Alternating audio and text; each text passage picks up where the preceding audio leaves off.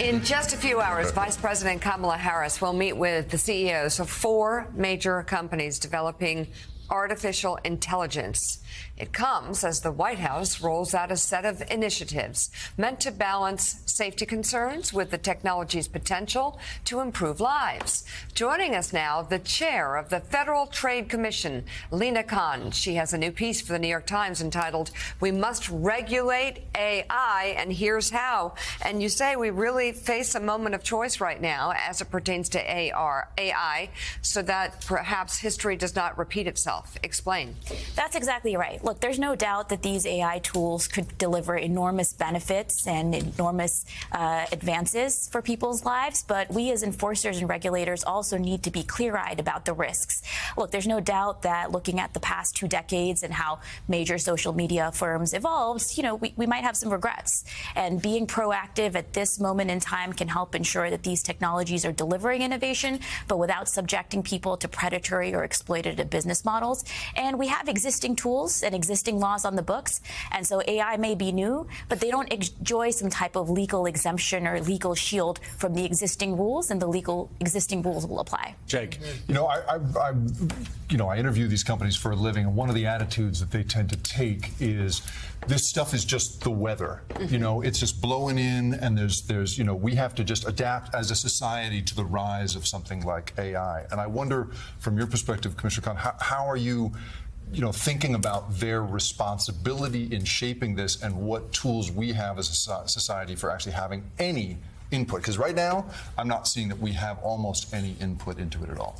So look, the existing rules apply. We at the FTC have laws prohibiting deception. We have laws prohibiting discrimination, laws prohibiting unfair practices, law prohibiting collusion. All of those laws apply here. And so if you're a business and you're using AI to violate any of these laws, we're going to crack down on that.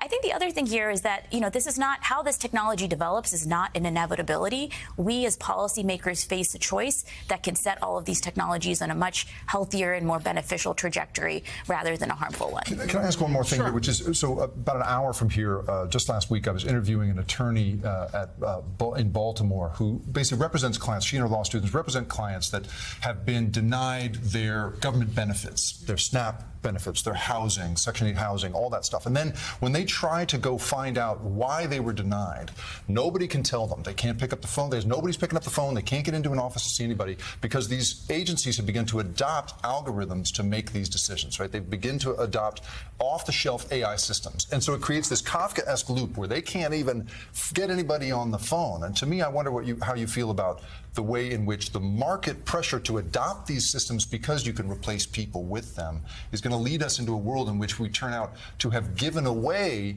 the human resources we need to make decisions and challenge decisions when we need to, in favor of these more efficient systems that you can't even look inside. That's absolutely a major risk here. I mean, these are black box algorithms, black box systems. They're being trained on enormous amounts of data and information, but we have no checks on what type of information is being inputted. So these, data sets can be rife with errors, they can be rife with bias, and so these tools can actually be automating that type of discrimination and those types of mistakes on a massive scale. Yeah. So I heard the word exemption. And so now this is going to open up one of my pet peeves. One of my pet peeves. It always ends up with Section 230. But I remember during the pandemic, I had a friend who called me up. I never invest in the stock market because I don't like to lose money. A friend called and said, "You really do invest in the stock market?" I go, I just don't do it. He goes, "Just invest in the monopolies." I go, "The monopolies?" He goes, "Yeah, Facebook, Amazon, Google, Microsoft, the monopolies." I go, "Why do you call them the monopolies?" He said, "Because they're monopolies." Did a little research, and sure enough, they're basically monopolies. And then you have Section 230, which, again, I know irritates a few people when I start talking about this. But here we are. We passed that law back in the 90s because we wanted to protect CompuServe from a crank saying something in the comments section and CompuServe getting wiped out. Things have changed so much now. These are the most powerful companies in America. They are Microsoft. They don't have to abide by the same laws that every other business in America has to apply by. That's all I want. If we say something Accountability. that slanders somebody, we're sued. And that's the way it should be. None of this applies to any of these companies. I want to know why, and I want to know, when is Congress going to work with you to do something about this? What can we do, if not get rid of Section 230, to reform it? Look, these are entirely valid concerns, and I think time and time again we've seen how these tech companies claim Section 230 immunity to block off all sorts of very valid claims. And so the FTC will oftentimes be going after fraud or deception, and these companies will cite 230 as some type of shield. So I think we've seen a really grotesque expansion of how Section 230 is being used to claim immunity in ways that really don't reflect the original goals or intent of the law.